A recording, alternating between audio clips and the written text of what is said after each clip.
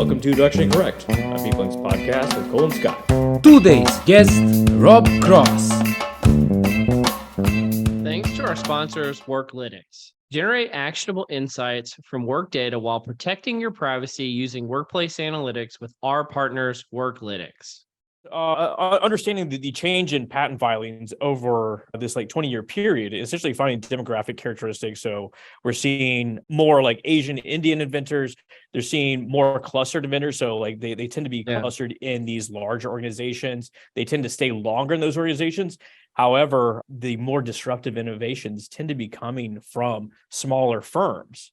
And so there's this disparity here. Yeah. Well, I think that you see that play out. Last week, I think we talked about workforce planning a little bit. I think you see that in the workforce planning space where, companies are creating more incentives for their top talent employees to keep them around, right? But if they ever need to do really disruptive innovation, rather than build it in-house, usually they go acquire it, right? So they go out and they buy a smaller firm who's doing really disruptive stuff and acqui-hire all of that talent in-house. The larger firms are also producing fewer patents. And the question is, are they hoarding that information? Are they just making bigger bets in the future, or what's going on? Well, that gets into a whole other discussion of is a patent really worth it? I think that's going on with technology, and the speed of technology is how much of a moat does a patent really give you in today's society? With the small changes that you can make. But I don't know, Rob, do you have any thoughts about any of this stuff? I hear over and over again that patents are not all that useful from people for a whole bunch of reasons. But that's been 10 years ago. It started, it seems like, is the pragmatics of it. Everybody does it, because it's some form of protection, but not a huge amount. Yeah, absolutely. Well, we have the network analysis godfather himself here, Rob Cross. He's got 20 years experience studying networks of effective organizations and those of top performers. So you've worked with 300 organizations? I don't know that I've ever been called a godfather of anything, though. Loads of other folks. He's a professor at Babson, founder and director of Connected Commons, O&A consortium group that I absolutely love. Great resource. You've penned 50 plus articles. You got a new book, Microstress Effect. Can't wait to actually get to that. But how's it going, Rob? Yeah, very good. Very good. Thank you guys so much for having me here. I appreciate it. Well, Rob, if you're the godfather, does that make Scott your godson? Or how does this work? That's a little disturbing, isn't it? Am I just a stranger to the God family or something? I don't know. It's funny. So obviously there are people that I immediately think of, that had a huge influence on me. So I'm thinking of them as godfathers, and they'd probably, smack me. But I like harking back to Ron Burt, Mark Granovetter, a mentor of mine, Steve Borgatti. There's a ton of people that have had a huge impact on this field. I've kind of dragged it into organizations, maybe a little bit more than most, but it's a lot of people doing interesting stuff. Who do you go to for different sources of information? Like you mentioned Borgatti and Burt. Did you get different sources of information from these different folks? I definitely get theoretical inspiration from a whole range of academics. I'm really reticent, to be honest, to mention one or two names because I know I'll irritate somebody.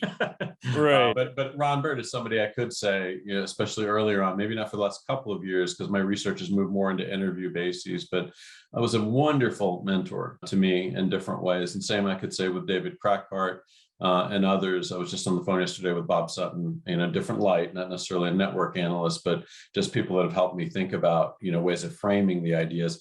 And then there are others that are more in the methods behind it, and ways of kind of thinking about how do we apply the analytics to O&A. And so certainly Steve has been a great mentor for me for some time in a whole bunch of different ways. One of the biggest challenges we found is all the analytics that are built for scholarly purposes are not often very helpful for corporate purposes, and we've had to really rethink over 23, 24 years, what are the right ways of putting this information in front of people. I've been on 3 debriefs this morning, and it's increasingly simplified. today. You know what I mean? In terms of the visual portrayals and everything else. Whereas the scientific aspect of O&A is, of course, going the other direction, right? It's increasingly complexified in terms of the nuance of the mathematics and everything else. And so it's an interesting space to play in. It's really interesting to hear you talk about it in those terms, because I look up to your work, and like I see you as like a great resource to convey network analysis to a business, this sort of thing. Ronald Bird is, of course, doing like great theoretical work on like network oscillation and attachment decay, bridging effects, this sort of thing. I look up to Sandy Pentland, which is in your neck of the woods over in Boston. Another one. Matthew Jackson's like more like graph theory, but great theoretical stuff that you're talking about. And then of course you get a variety of Cajun folks as well as innovation, Michael Arena being one of them, of course. But it's fantastic to hear that you get inspired by different folks in different ways as well. Yeah. And I would say a huge piece of that, like if I did one thing, it was just having the courage to go into all these companies and say, what do you think about this? And not think I had to come in with some proof of gravity or whatever, but actually engage in a conversation around where could these ideas be helpful. And that was really the basis of the consortia. And it's had an impact both, in terms of what and how we look at networks, what we pick out is important in these debriefs so that companies can take action, as well as what are the applications, right? What are the things that this can help companies solve? So, when I talk about kind of key people on that side of my life, the academic side, that's one piece. But for me, the real inspiration, it heavily comes from all these interactions with the companies, and historically, it's really interesting. You mentioned Michael Arena. I'm obviously working very closely with him now, but there used to be 40 people like that, that were very kind of thoughtful executives in the consortium. That's down to about 2. Really? I don't mean other people aren't thoughtful, but I mean that the pace of work has pushed that category of person more and more to the side. They don't have the space to experiment as much. And so it's kind of been interesting to see that as well have an impact on applied research in different ways. Well, that's a really interesting thought, Rob. I'm curious to dig into it for a second if you're okay with it. And this doesn't have to just be a network analysis phenomenon, but it's something that I feel like I've observed, but I haven't really seen much data on it, is it seems like leaders in companies, especially in the HR space, are being pushed more and more to, show their value or being challenged in times like they are right now. Do you think that's kind of taking the visionary executive out of the fold somewhat? And is that a kind of a meta trend that's going on in society right now? I think, and you hate to say that because it sounds pejorative, in some ways, but what I can say, because I think there's also some positives, right, about the velocity of information, the way interconnections are happening across different areas today that's different, that creates different kinds of insights. What I can say is definitely different. If I look at this, I've run this consortium for 23, 24 years now, and it's taken all sorts of different forms.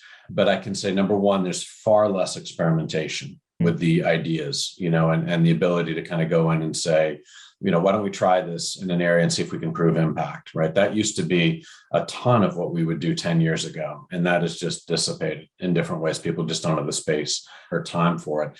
And then there's far less space for thought. And I mean that, and I don't mean, again, that people aren't thoughtful. I mean that they're jammed up with 200 emails, each day and 50 texts from colleagues and another 200 from their children, you know what I mean? And it's just this whole swirl that they're in. And so what that's meant is that the ideas themselves have had to be reduced, in different ways. Down to a deck we just did was one of the, to be really honest, it was down to bullet points and things I was so used to saying. I was very excited about some of the ways we were looking at culture very differently in this organization. And it was just too much, for what people had the space for. And would you say that perhaps it's the effects of microstressors that's making this happen? Are you trying to tee me up? Yeah, I'm trying. I'm doing my best. See the smile on his face. Yeah. Yeah. Is this where I say well played? Yeah. How did this come up? How did this come up? I've read your HBR article. Great. We'll link to it in the notes. But you've obviously say what the name of your book is and the HBR article. Just I want to give you a chance to promote it. Sure. Thank you for that. So this book it's coming out April 18th. It's called The Microstress Effect, and it's published with Harvard Business Review Press. We also have put out an app on the App Store called the Microstress Effect app, and that's a pretty cool way. And it goes back a little bit to what I was just saying about having to really find very different ways to get content into these organizations. It's not enough to have the insight anymore and write about it in a white paper that very few people read. You've got to be able to find it and embed it into digitized resources or other things like that. And so I'd urge people to take a look at that. It's free. We make it available for everybody as a way to kind of scale the ideas in different ways. So yeah, but I can tell you a little bit about it. Just you guys guide me on what's helpful here. Okay. So I wrote a book about 2 years ago that was a product of quite a number of years' work looking at high performers. And very specifically, if we map these network analytics and then get separate performance data from organizations, what we were focused on is what are the top quartile performers doing, right? How are they collaborating in ways that's enabling them to scale? And the key insight there we learned was it typically wasn't the size of their network that mattered. They were first often defined by the efficiency of their network, and they tend to be about a day a week more efficient than their peers. And so that book really led me into hundreds and hundreds of interviews of these people that were exemplars, right? That really kind of were able to buy back about a day a week and understand what they were doing. As I did that, and as I was also getting pushed by the consortia, they were coming back to me saying, gosh, Rob, we love your work on high performers, but we'd also like you to broaden your definition of success and think about what are the ways that connections in our lives affect our well-being, right? The people that are thriving or sustainable or things like that. So it's kind of funny in retrospect because this happened at one of the meetings, one of our last face-to-face meetings, not the last before COVID, but one of the last. And I remember sitting there going, nobody cares about well-being. At that point in time, it was all innovation, right? It was all, bridging ties and things like that. And of course we had tracks going on that, but I followed it and ended up running analytics. And then I ended up doing 600 interviews for this book, 300 in different swaths. And I'm so lucky, that I got pushed in that domain because it's brought these ideas to fruition right as a point where burnout is at an all-time high. People are struggling in a bunch of ways that these ideas can address. And so what I learned in that as I was going through the interviews, we were very focused on what are the positive ways connections impact our well-being. And yet what I discovered is that a form of stress was killing people, but it wasn't the conventional idea of stress. It wasn't the big things like, toxic boss or demanding client. It was the accumulation of the small each day that was coming at us through connections in our lives because of how hyper-connected we are. So, you think you're on a call, right? And you sense misalignment with a colleague and you've got to sort that out somehow and wondering how you're going to do that.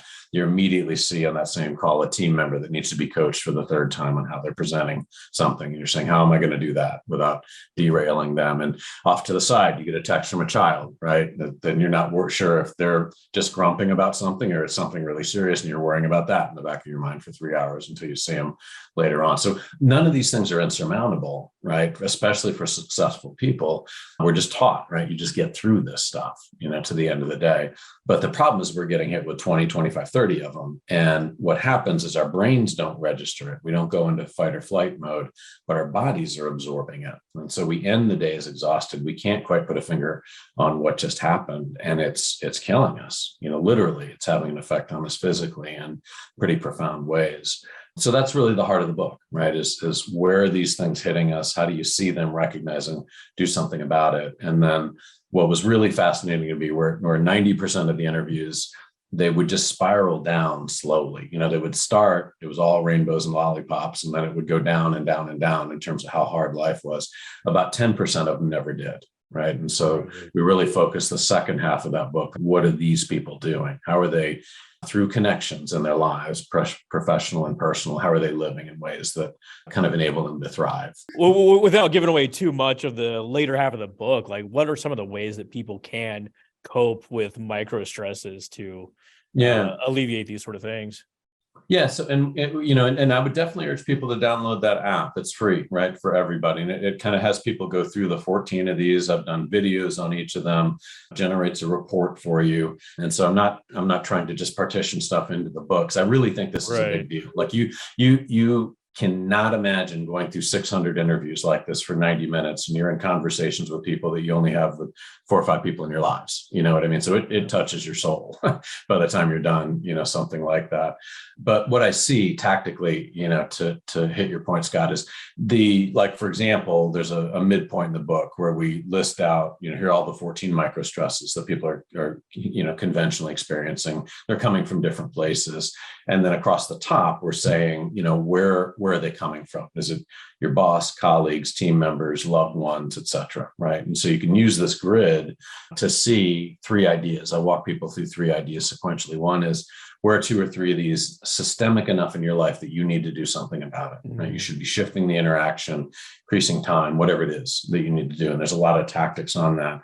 But what often happens is people will say, well, I see 20 of them. And you're like, no. If it's everything, it's nothing. Just get 2 or 3.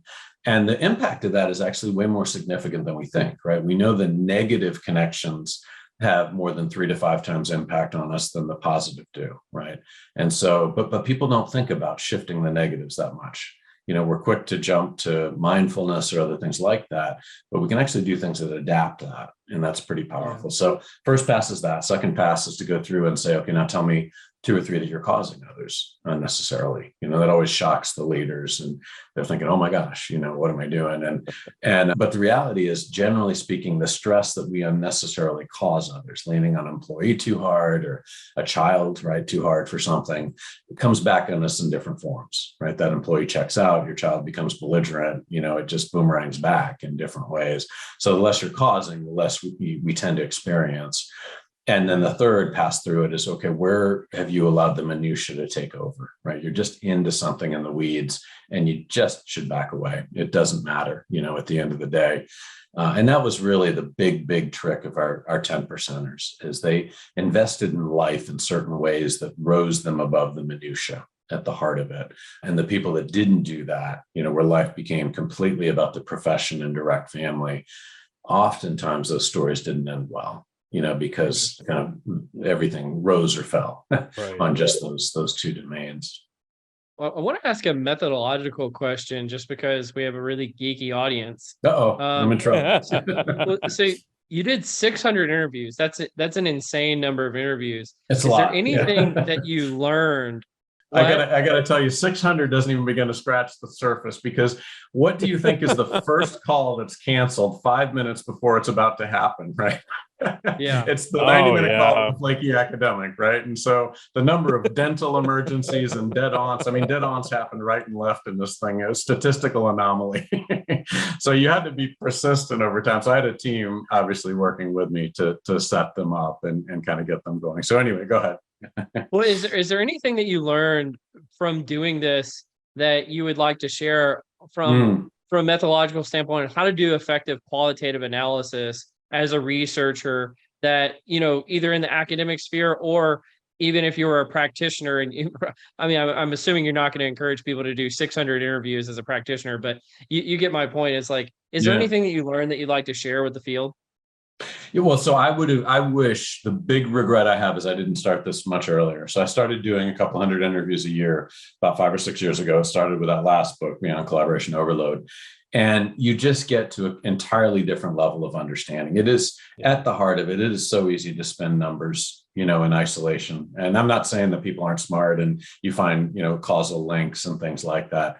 But without the context and the richness of the stories that go along with this, I've never been more effective than I am today with audiences, because I'm not just saying this thing matters and then it's an abstract idea, right? An abstract relationship. I'm like, let me tell you a story about somebody, right? And inevitably, if you do 600 interviews or whatever number you pick, you're going to get to central tendency issues that people go, oh my gosh, that's me. Right. And so for me, and what I value in things is having impact, right? And seeing effect and seeing the ideas take hold. That I wish I'd done that a long time ago. And I didn't, because everybody values the quantitative, right, over the qualitative. It's just richer, it's pure, it's true, it's whatever. But there's a value, and obviously a value in both, right? I use the quantitative analytics to find the people I interviewed, right? And so there's 2 different things going on there.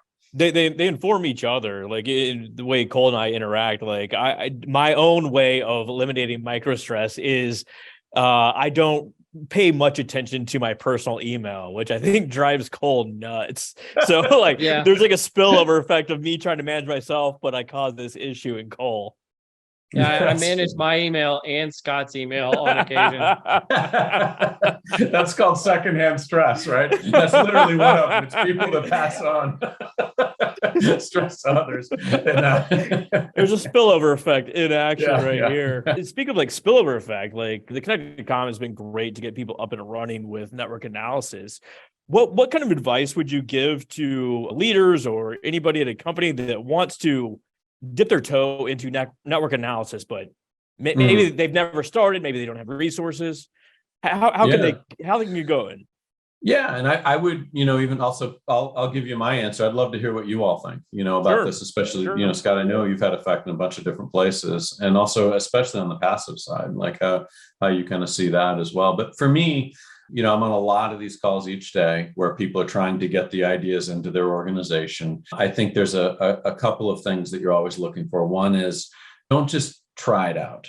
Right. Always have something you're trying to accomplish. Too many people would just say, oh, the diagrams look cool, the analytics look cool, I'm sure we'll find something. And those are projects I've learned to run from or reshape quickly. Right. You always want a project where you have a presenting North Star, and that can be revenue production, efficiencies, cultural change, whatever it is, right? But some presenting North Star that this is going to help you with.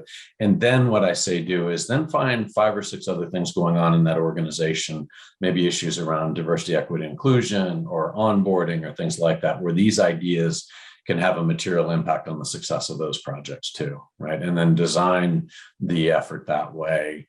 And you find you get really good impact, right? You hit the North Star issue very clearly, but then you're feeding the data into other programs of work, and the effect is really significant. So it's always that, be very clear on what you're trying to accomplish, and then feed it into other things. Pick a group that is going to have impact in the organization. So a lot of times people will say, we're going to run a pilot and we're going to try to hide it in the mailroom, or something like that. Right. They may come back with great results, but nobody cares. And so it doesn't, go anywhere. So pick a progressive leader, someplace that people know and care about.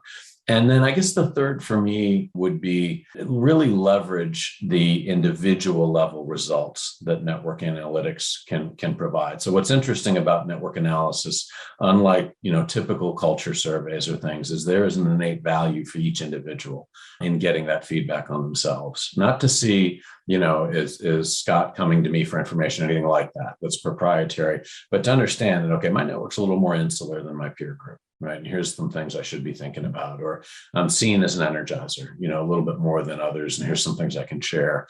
Those kinds of feedback, it starts ground level change in the way you want it, but it also just gets everybody engaged in the consumption of the analytics, taking action in different ways. So those are a couple high level thoughts, but. No, I think that's absolutely apt. And like the way you describe it, I think you would apply to any sort of people analytics function. Like it's not about just getting the data and doing something with it. It's like you have a problem that you're trying to solve, and like some sort of like decision you're trying to make. One of the more defeating things I hear every so often from folks, the layman, is it say like network analysis is great. You make these pretty graphs, but you can't do anything with it. It's like, well, you can't do. Yeah. You're making these great things, and they are very compelling and cool and this sort of stuff. But you can't necessarily do anything with raw engagement data either. It's just data. It's what you want to do with it. And if folks want to get involved, it could be anything from starting very small, like push pins on a map, like the crazy guy in the warehouse, like making like a little map of a murder mystery or something like that. But just like writing down your network, seeing where your gaps are, this sort of thing, depending on the question you're trying to ask. Passive data is always going to be a question with increasing privacy concerns and this sort of thing. Yeah. And, I'm curious, like, what do you see there? What do you see as some of the bigger applications? And that drives me nuts as well. The whole, it's not actionable, because we have tons of examples of where the issue is not that it's not actionable. It's that people, too often the analytics are presented as a stream of analytics. And if you don't say, here's the insight, here's what you could do about it, and pause, and then here's the insight and here's what you can do about it, and pause for discussion, that's when you tend to get that reaction a lot back, at least in my experience. And I admit I'm guilty of this too. Like you come across like a really cool like ERGM, and like you want to display the results and talk about the analysis, this sort of thing. That's not the key that people care about. It's what you can actually do with this information moving forward. Yeah, when I think about this, there's network analysis that's descriptive and diagnostic, and I think that's where a lot of people get stuck, where they're saying, "Oh, this is interesting. I love this. This is thoughtful and Yeah. thought provoking," but you have to make that bridge into prescriptive. Like, what are we going to do about this?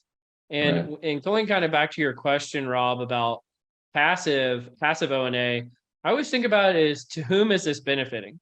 Right. If this is just insight that is going to go to like executives and they're going to see people's names on charts based on, people's email and calendar usage or whatever kind of passive O&A data is being sourced, that's pretty creepy and probably not in the employee's best interest. What if you're giving that data to the employees themselves and saying, kind of to the point you were making earlier, Rob, is saying like, hey, compared to the rest of your network, maybe you could be doing this a little bit better.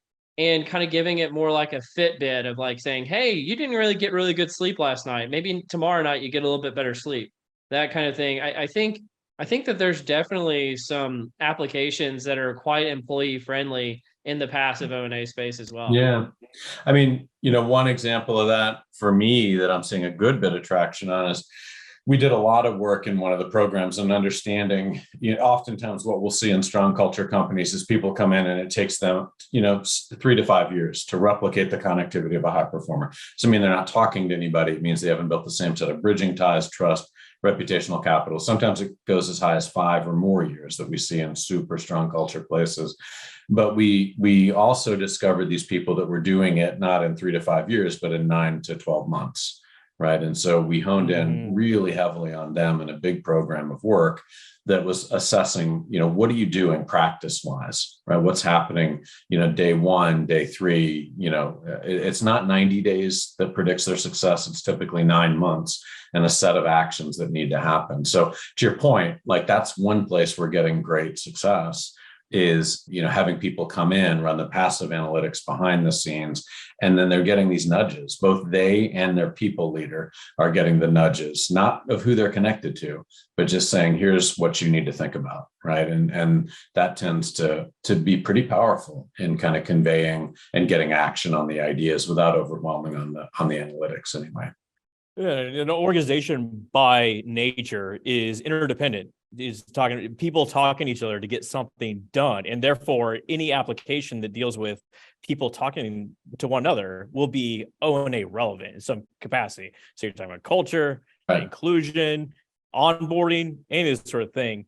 But I think the bigger question, Rob, is like, are there Waffle Houses in Boston?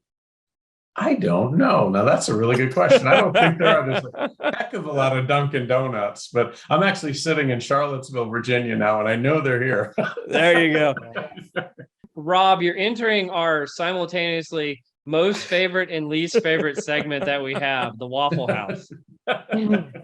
So this is it's a toggle. It's a waffle on some sort of topic. And the question is, say like someone were to, like a wizard were to come down and present a binder full of everything that anyone has ever said about you with all the context. So we're talking like coworkers or partners, people on the street, all that information is in this binder and you can read it. But once you start reading it, you can't stop. You have to read everything. Do you read it or do you not read it? Oh, I totally would read it. Yeah, I would. I tell my students this all the time. People are going to think it no matter what. You may as well hear it. Right.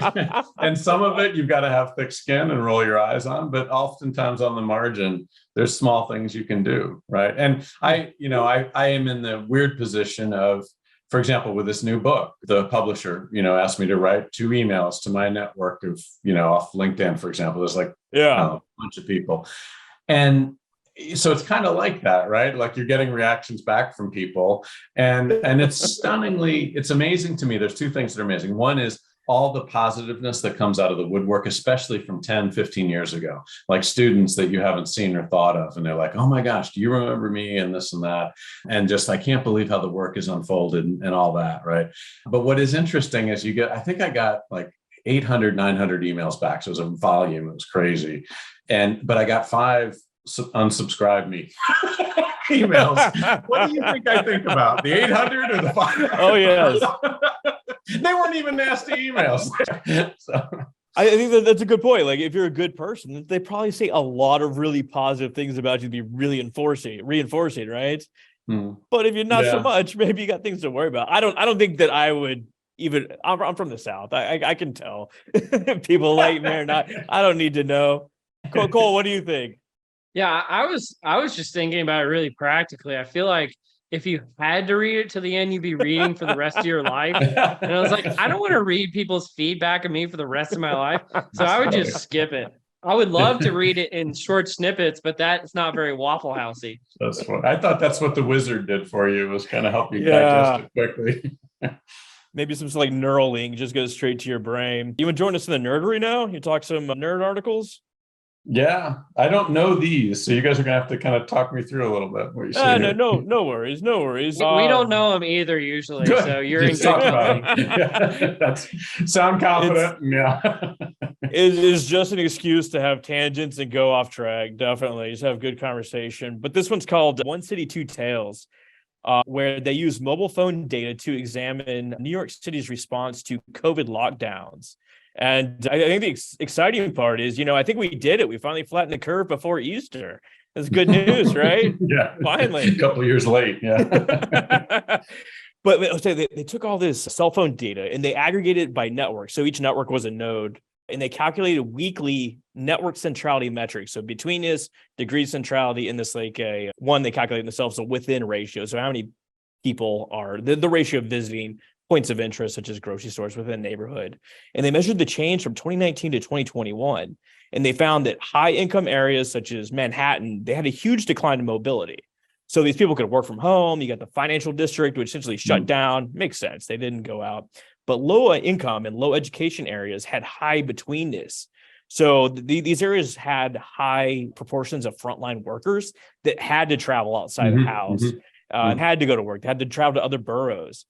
But Staten Island is a bit different. It's a high income, high education area, but it has limited resources. So not a whole lot of grocery stores and this sort of thing.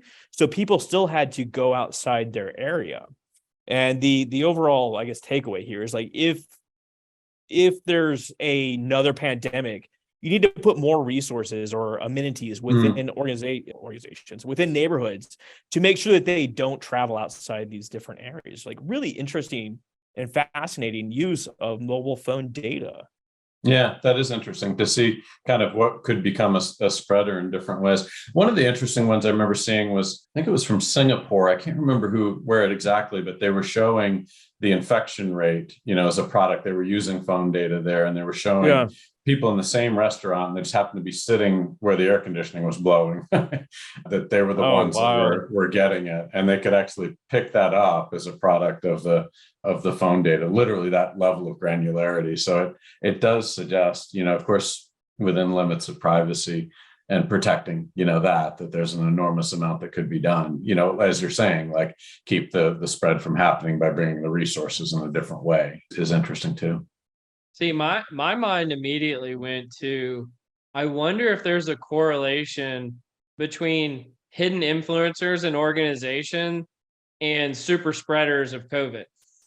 Are those the same people? Because you would think, logically, if these are people that are interacting more often with a wider network of people, they're probably also more likely to be a COVID super spreader. But I don't know. What do you think about that, Scott? Christakis has like a really interesting talk about this. So if you're an organization, you don't necessarily have the means to identify influence in the organization, you can rely on some network analysis principles, such as your friends mathematically have more friends than you do. It's called the friendship paradox. So if you get these random people or sampled with an organization and you say, like, nominate a friend, they're more likely to nominate an influencer in the organization. And then you can use those people as sensors within the organization. So if information is coming to them first, it's going to spread throughout the organization. So they can be like an early warning signal to other things that are going to happen across the organization. Like censoring what kind of stuff? Oh, I mean, it could be anything from like cultural influences that are coming through, or like, have you heard a bit of information? It could be people that are getting sick, like quite literally. Anything coming down the pipe, anything that's transmitted socially. Yeah, we've done that. So, I mean, that was actually one of the more influential studies in general, as I looked at this idea of well-being. They were finding that, if you're hanging out with a happy person, you're like 15% more likely to be happy. If you're hanging out with a lonely person, you're 52% more likely to be lonely. So it's that magnification of the negative over the positive and how it moves through networks. And I've seen that for decades. Like if we look at de-energizers or kind of negative dimensions in relationships, they always have, more than twice the impact. But, real specific use of that is the military will use badge devices to see on ships, for example, where interactions have been happening. They've been playing with different devices like this because they oftentimes have very high-end roles, right? And only a couple of people can fill those roles. So if flu breaks out, like COVID or other forms of flu, and it takes down a couple of people, it can affect readiness, like military readiness, at that point. And so that's a purely pragmatic way, right? That you can see the spread, right, of something like that early and do something about it. That's really wild, especially like in a captive environment, like they're like a Navy ship or something. That's what you need, like oil rigs, Navy ships, call centers, things where people aren't, going anywhere. Call centers, they obviously are, but they're more contained than more modern contemporary organizations. Well, like another area that I see is like underserved, both in people analytics and network analysis right now, is like this idea of teams, or like how teams interact and like what makes a great team. I think we're still trying to figure this out. Completely. Yeah. Yeah, I mean that's my next book. Oh, well, there you go. Microstress Effect it's just going Breaking under news. contract now. Where we took the same idea and we're focused not on what predicts high performers, but looking at teams, right? And to your point, I think the conventional idea of a team is outdated.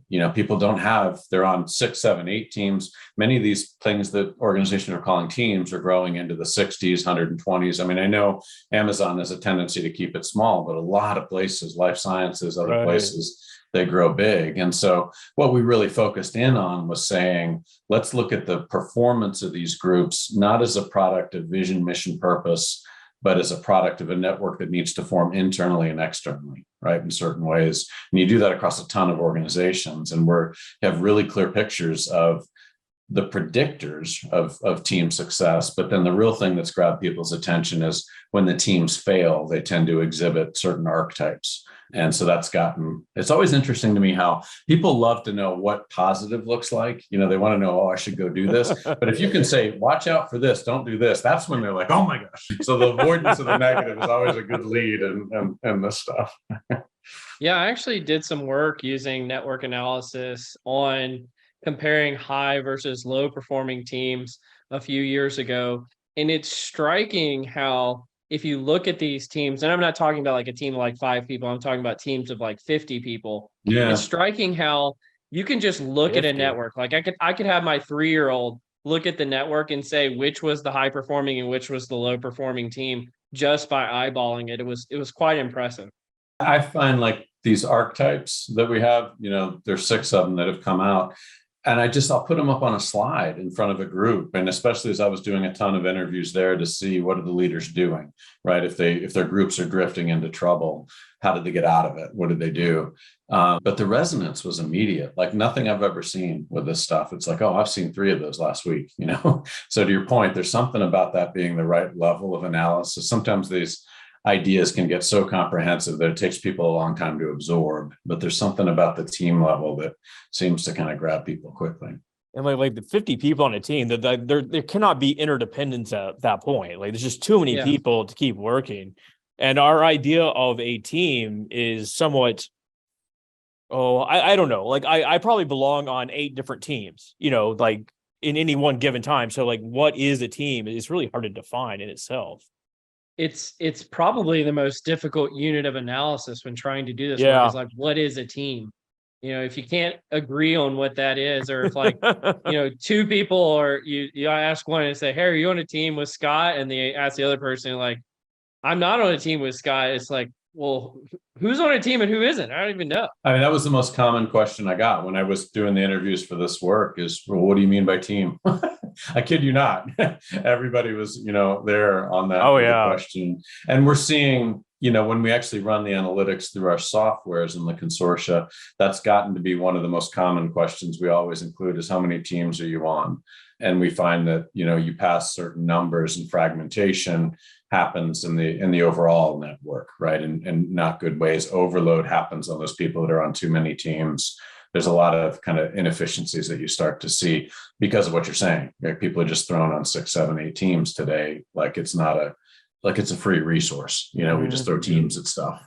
Well, I want to continue on kind of the COVID theme from the One City, Two Tales, and go towards, and I'm sharing my screen here for some data that the Stanford economics professor Nick Bloom has shared about polling people since COVID on, I think it's every 2 or 3 months. And this data was based on California employers. So it's not representative of the whole world, but it's still a pretty good data set to say, how long or when do you think the long-term normal will be returned to your organization from COVID?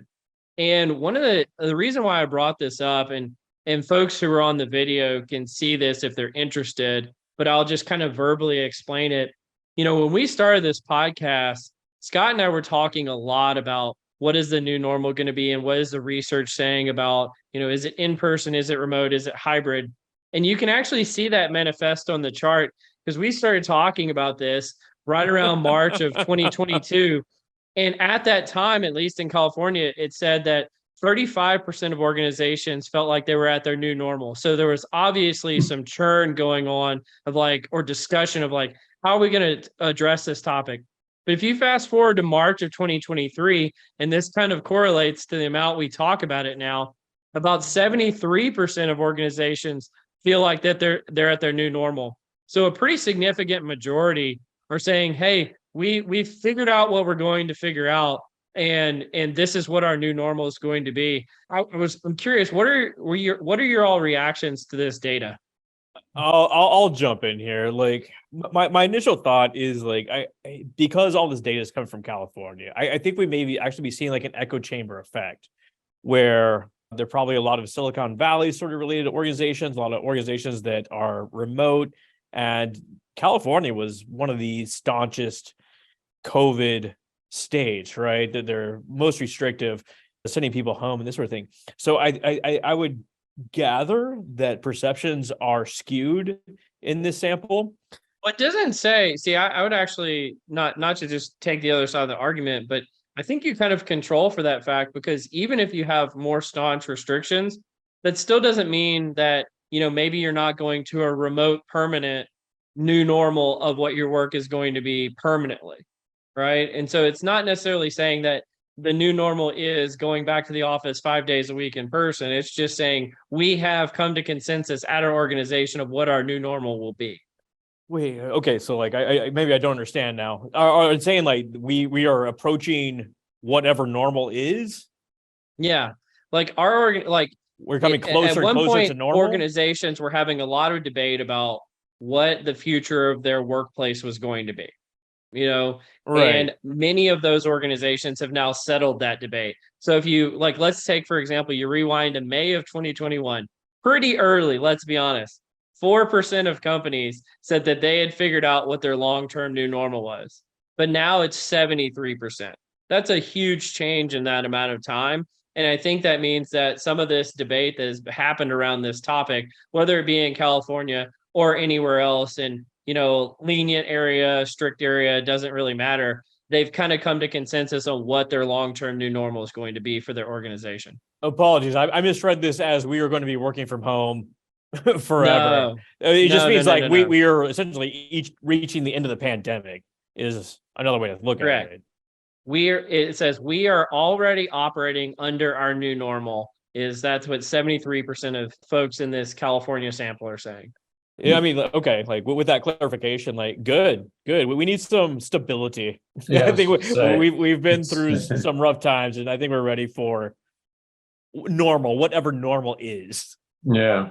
I mean, that's my reaction is I think how people are implementing it is very different. We have a lot of organizations in the consortia are using the network analytics. Part of the problem is a lot of times it's a policy driven thing of 2 days a week, 3 days a week, some just number that usually people have been looking around saying, what are other people doing? This is, again, one of the strengths with the network analysis is the last thing you want is to have people come in 2 days a week, but not come in at the same time that the other people that are either going to energize them or be central to their work. And so that's a really neat use of network analytics in those situations or in high cost real estate infrastructure, things like that, where you say, how do we go in and see the right constellation of groups that need to work together? Because people don't think about that, right? They think about their function, their teams. They don't think about the cross connectivity, the bridging ties, Scott, in your terms, that needs to happen that's delivering, either client excellence, efficiencies, things like that. So that can be a totally different way of thinking about space allocation and also kind of temporally, bringing the right constellation of groups back in different ways. And we've seen some pretty neat results from that in terms of people accepting it too. You know what I mean? Being willing to. So Rob, are you saying that if I go in Monday and Friday and the rest of my team goes in Tuesday and Thursday, that has a detrimental effect to the team? Just a little What bit. are you saying? And especially, right? I mean, that's one of the challenges. We would marry the analytics, and this is through the pandemic as people were thinking about future work. And we would say, how often do you want to come back? 1 day, 2 day, 3 day, 4 day, 5 day as needed. And one of the most constant themes were the people that were most heavily sought out were by far the largest group saying only as needed. I don't want to come back in some 1, 2, 3 year approach, right? And so you're in this conundrum. Like, let's say you force people back 2 days a week. You happen to be one of those big connectors. You come back Monday and Friday, you don't see the people you need to, works with your personal life, but suddenly you're irritated and you leave, right? And so the attrition rates that were happening as people tried to force these models in were happening to their most connected people, right? The ones that had figured out there's a different way to live my life and I'm going to manage a little bit differently.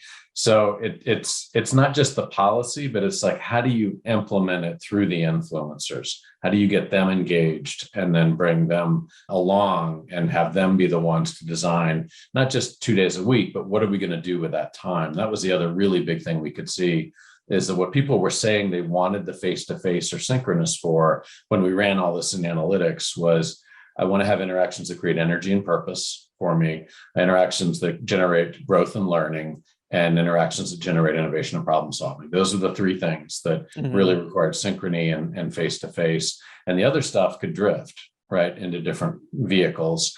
But the problem was, as leaders are coming back, they're just happy to see people. So they start running their same meetings again. Right. And they're going to go through project plans and they're going to go through this and that versus saying, how do I recreate this context and this face-to-face time that may be gold now to generate energy and purpose, growth and learning, and innovation and problem solving? It's just a very different way of thinking about it. That's a challenge. This is what I love about Michael Arena's adaptive hybrid approach, where it balances the needs of the employees with that in the organization. You're actually optimizing for innovation, very forward way of thinking about it, as opposed to you come in 2 days a week. I come in on Tuesdays, Cole comes in on Thursdays, but you get these added benefits that we don't really talk about that much. The wellness factors, such as being embedded in the organization, or recovery factors. But we'll move on to our final article here about rice farmers, where actually interaction could have a detrimental effect. Is rice farming one of your hobbies, Rob? Just out of curiosity. Yeah. How did you pick that out so casually? Yeah. Well, this survey data shows that rice farmers are less happy than wheat farmers in Asian countries. And it's like, why? Why would this be the case?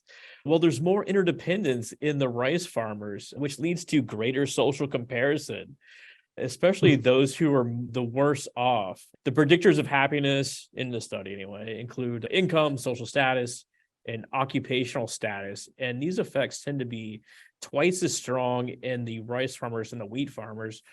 They ran an additional study and essentially found that those people that engaged in greater social comparison tended to be less happy. And they say this could explain, at least partly, why interdependent Eastern Asian cultures tend to be less happy than Western counterparts with similar SES, et cetera. I just have a clarifying question. When they're saying social comparison, do they mean like keeping up with the Joneses? Is that what they're saying? Yeah, this like social and occupational status. So some people are Okay. ahead of the curve, some people are worse off.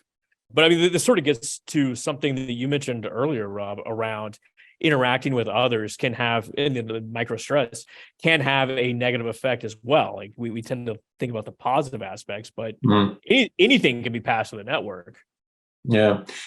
As part of this book, I focused, there's a lot of studies recently that have been showing that the quality of our connections have been declining. This is before COVID, right? Just in general, the quality, if you think about authenticity, intimacy, friendships, right? Things like that, that's been declining. And the effect is really significant. Vivek Murthy's book cited a ton of studies, and I read every single one of those. And then I went out and found studies they were citing. And it's just crazy, the effect of if you become clinically lonely, then that has the mortality rate that's equivalent to 15 cigarettes a day. It's a 26% greater likelihood of early death, blood pressure issues, dementia, all sorts of things, right? And so what's stunning to me is that we don't take it more seriously, right? Because we'll chase blood pressure medicines down or cholesterol or whatever, but yet we have this stuff that's kind of either avoiding the negative or ensuring the positive is there in our connective life, and we don't pay attention to it. I think in large part because we don't measure it, right? What gets measured gets paid attention to, and we don't see it. But what I was thinking about when you said that is the studies on loneliness. It's not just the number of connections, right? It's a perceptual feeling, right? Do I feel lonely? Yes. And they show that the millennials, Gen Z millennials, are the loneliest generation, right? They're the most connected and yet simultaneously the loneliest. And I've heard about this. There's like a loneliness epidemic going on, and at least, and I'm just talking at a turn here, being directionally correct, let's call it. But I've heard it came with the onset of the smartphone. Yeah, people feel like that they used to go out to like a bar or whatever, like a group event and have happy hour or get together with friends, and now they are messaging online or texting or doing TikTok or whatever kids do these days, and that's taking the place of the hours that they would have spent with other human beings. Yeah, and I think that's a little bit of where I was thinking about with this is that it affects the quality of the connection. But what Scott, you spurred with me with the rice farmers is there are these kids, and there's so much in my mind more. I hate to use the word fragile, but things that upset them or have them going. I mean, we've seen a 30% rise across all college campuses this year alone on people seeking counseling help, right? And so you hear the anxiety in this population is huge. And I think one is the coping mechanism of quality of connections and increased isolation, even though you may be wildly connected on Facebook. But then I also wonder, like that social comparison thing with the rice farmers, like how much of that is going on and people are just looking at Instagram, Facebook, all this stuff that's a portrayal of not a reality, but of an ideal, you know what I mean? And they're thinking, why am I not there, as well? There's obviously a huge number of upsides, right, to how connected we are, but there's a lot of potential negative too, to be managed in it.